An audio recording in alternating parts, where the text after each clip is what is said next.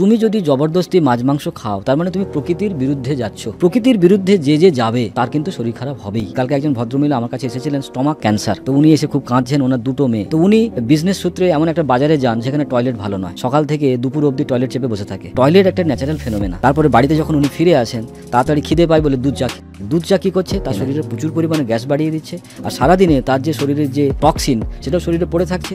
তার ফলে কি হচ্ছে, দুটো জিনিস মিলে তার শরীরে বায়ু বাড়ছে। এর ফলে কি হয়েছে, ওনার স্টমাকে বিভিন্ন রকম ধরনের ছোট ছোট সিস্ট হয়ে গেছে। মানে যখন তোমার কোথাও যদি তুমি আটকে দাও তাহলে এক্সেস অফ বায়ু কোথায় যাবে, শরীরে কোথাও না কোথাও প্রেশার ক্রিয়েট করছে, বিভিন্ন লিম্ফে গিয়ে প্রেশার ক্রিয়েট করছে।